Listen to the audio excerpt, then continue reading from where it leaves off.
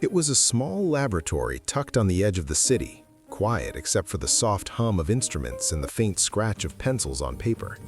Scientists had gathered not to witness a fight, but to measure speed, human speed. Among them stood Bruce Lee, unassuming, calm, his eyes steady, his posture precise. They asked him to demonstrate. 4 seconds later, the room fell into an unexpected stillness. The stopwatch had stopped, and in those measured ticks of time, something irreversible had been revealed. Not just the swiftness of a man, but the quiet reshaping of how speed, control, and mastery would be understood forever. The laboratory was unremarkable at first glance. White walls, the faint smell of metal and chemicals, rows of instruments meticulously aligned. Graphs and charts littered the tables, notes scrawled in precise, angular handwriting. This was a place of measurement, of certainty, where every movement could, in theory, be captured, recorded, and understood. Bruce Lee entered quietly. He did not announce himself. There was no fanfare, no attempt to command attention. Observers later recalled that his presence, though subtle, altered the rhythm of the room. Conversations hushed without effort. The scratching of pencils seemed more deliberate, as if the scientists themselves sensed the quiet gravity of the moment. He moved with economy, a measured step, an upright posture, shoulders relaxed yet aligned, eyes scanning the instruments and faces with clarity. He examined the equipment, the stopwatch, even the tape on the floor marking starting points, not with curiosity alone, but with understanding, as if he could see the purpose of each item without needing explanation. The scientists were intrigued, some skeptical. They had prepared their protocols, confident that human motion, reaction, and speed could be captured, analyzed, and codified. Yet here stood a man whose reputation preceded him not in numbers, but in observation and anecdote. The air was still, tension coiled in a quiet arc, an unspoken question hanging in the laboratory. Could the precision of measurement meet the fluidity of mastery? The room's layout reinforced the dichotomy. Tables with mechanical devices faced the open space, cleared meticulously to measure every fraction of a second. Bruce's small frame contrasted sharply with the rigid geometry of the environment. Witnesses later noted that even before the demonstration began, the laboratory itself seemed to shift subtly, from a place of empirical certainty to one of anticipation, where the known and the intangible hovered side by side. No one spoke, no one moved unnecessarily. The silence was not emptiness, it was preparation, the collective awareness of the observers tuning to something they could not yet define. Bruce Lee, in the center of this quiet, exuded calm authority. He did not need to claim it, it simply existed, and the room recognized it. As the instruments hummed and the scientists adjusted their stopwatches, the boundaries between expectation and uncertainty became palpable. In that measured, almost imperceptible space, the laboratory was no longer merely a room of experiments. It was the stage for a confrontation, not of bodies, but of principles. Discipline versus theory, mastery versus measurement, presence versus data. Bruce Lee's eyes, calm and unflinching, scanned the room one last time. Then he paused. The room, though prepared for certainty, was on the cusp of witnessing something it could not fully anticipate. The scientists approached their task with meticulous intent. Instruments were calibrated, stopwatches reset, and notes checked twice. Their objective was clear: to quantify human speed, to capture reaction, movement, and timing with precision. It was a realm of certainty, where formulas, averages, and expected ranges governed understanding. Bruce Lee listened quietly as the procedures were outlined. He did not interrupt, did not question, and offered no commentary. His presence alone, however, subtly challenged the framework. Observers later recalled a sense of anticipation in the room, the kind that arises when theory is about to meet reality, and when reality might quietly refuse to conform. The challenge was set. Lee was asked to react to a visual cue, to strike a target, to demonstrate what had, until now, existed only in anecdote. The scientists assumed the instruments, the measurements, the calibrated stopwatches would fully capture the event. They expected data, graphs, charts, evidence that fit neatly into their established understanding of human limits. Yet Bruce moved differently from any subject they had tested before. There was no strain, no tension, no wasted motion. Witnesses described him as fluid, measured, and utterly deliberate. Each micro-movement, a shift of weight, a flex of the wrist, a glance at the target, seemed purpose-driven, minimal yet precise. In those moments, the laboratory's familiar rhythm began to falter. The instruments hummed as usual, but the expected certainty began to waver. It was not the speed alone that drew attention. It was the efficiency, the way Bruce translated intention into motion without excess, how each fraction of a second was optimized, and how the human form seemed to obey principle rather than effort. The scientists could measure time, but they could not measure mastery, and they were about to discover how thin the line could be between observation and understanding. Silence dominated the room. Not an empty silence, but one loaded with awareness. Every pencil stroke paused. Every breath felt slightly more deliberate. Even among the most skeptical observers, there was recognition. This was not a demonstration to entertain, nor a performance to impress. It was a demonstration that would quietly, irrevocably test the limits of measurement itself. Bruce Lee positioned himself the way a conductor positions hands above an orchestra. He did not hurry, did not gesture. The room, prepared for calculation, now held its breath. The challenge had moved from theory to anticipation. And in those quiet seconds before action, every observer felt the subtle shift that control, not speed, might be the true measure of mastery. The room had grown quieter, not from fear nor from anticipation in the theatrical sense, but from the careful attention of minds trained to analyze and measure. Every scientist present was acutely aware of the gap between expectation and reality. The instruments hummed, the stopwatches gleamed under fluorescent light, yet none could predict what was about to unfold. Witnesses later described the atmosphere as taut, a subtle tension that did not announce itself loudly but manifested in the smallest of details. The slight lean forward of a technician, the tightening of a hand around a pencil, the hushed murmur of someone double-checking a calibration. There was a collective understanding, unspoken yet unanimous, that this was no ordinary experiment. Bruce Lee stood in measured stillness. His posture was calm, deliberate, and unyielding. Observers noted that he made no attempt to dominate the space, no grand gestures, no theatrics. Yet the room shifted around him. The challenge had moved beyond the stopwatch, beyond the charts. It had become psychological. Every observer felt it, the quiet assertion of authority through presence alone. The anticipation was not for a spectacle, but for revelation. Would the measurements confirm theory, or would the theory itself falter?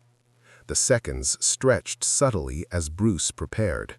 The scientists, accustomed to certainty, found themselves waiting, not just for movement, but for comprehension. Each glance at the stopwatch was a reminder. They could measure time, but could they measure mastery? Some observers recalled a minor tremor of doubt, almost imperceptible, passing through the room. A whispered question. Could a human truly move so swiftly, so efficiently, without violating the laws of mechanics as they understood them? Yet no one spoke this aloud. Silence preserved observation. Silence allowed the mind to record, to process, to confront limits quietly. In that suspended stillness, the power of observation itself became a weight. Every participant, whether believer or skeptic, sensed the inevitability of what was to come. It was not a question of speed alone. It was a confrontation between control and expectation, between the disciplined human body and the rigid confines of measurement. Bruce's eyes, calm and focused, scanned the target. There was no hesitation, no rush, and in that measured pause, every witness felt a subtle shift, the understanding that this demonstration would not simply show speed, but would quietly, irrevocably redefine what they believed possible. Then he moved. It was not sudden, nor exaggerated, nor performed for effect. It was deliberate, precise, and controlled, the kind of movement that demanded attention without announcing itself. Bruce Lee's body flowed seamlessly, each micro-adjustment purposeful, each motion minimal yet decisive. Observers later recalled that it felt as though time itself had subtly shifted, the room momentarily suspended between the tick of the stopwatch and the human action unfolding before them. The target was struck, the movement completed, and the stopwatch stopped. 4 seconds. The duration was brief, almost imperceptible, yet it left a weight that filled the laboratory. Every scientist and witness, trained to quantify and categorize, was momentarily disarmed. The instruments recorded time, but could not record intent, efficiency, or mastery. What impressed those present was not the speed alone. It was the economy of motion, the control, the silence of authority. Bruce did not flinch, did not celebrate, did not exaggerate. The result was undeniable, yet delivered without drama. The quiet decisiveness of his demonstration contrasted sharply with the mechanical precision of the instruments around him. One could measure seconds, but mastery, true mastery, could not be fully captured. Some observers instinctively reached for explanations, theories, calculations. Others simply watched, realizing that the demonstration had already transcended their expectations. The tension that had coiled through the room in the preceding minutes now dissolved into an almost reverent stillness.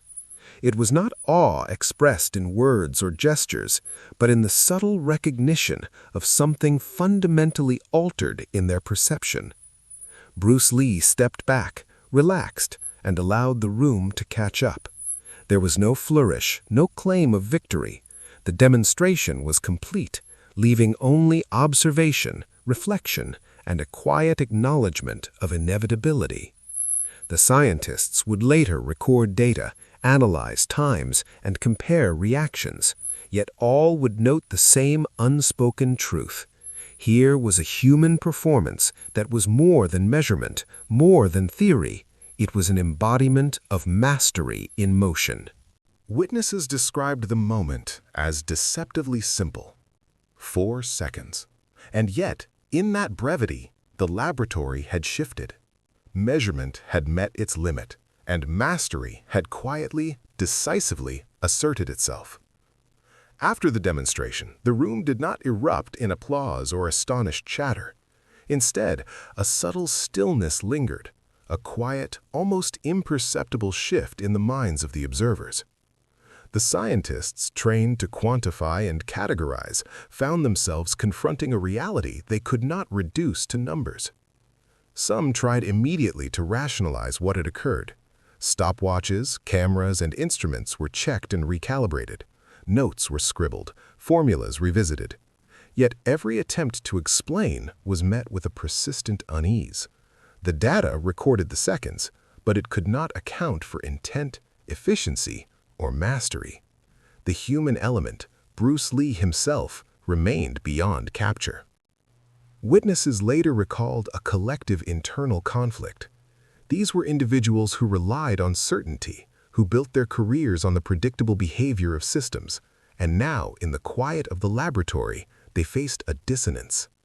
How could a single human, calm and controlled, operate beyond the perceived limits of measurement? Their minds wrestled with a paradox. The demonstration had happened, the time was recorded, yet comprehension lagged. Some scientists experienced what they would later describe as a psychological collapse of expectation. Not a dramatic breakdown, but a quiet cognitive recalibration. The certainty of empirical observation had met an immovable reality. Mastery in motion, executed with restraint and precision, does not conform fully to measurement. The challenge was no longer temporal or mechanical, it was philosophical.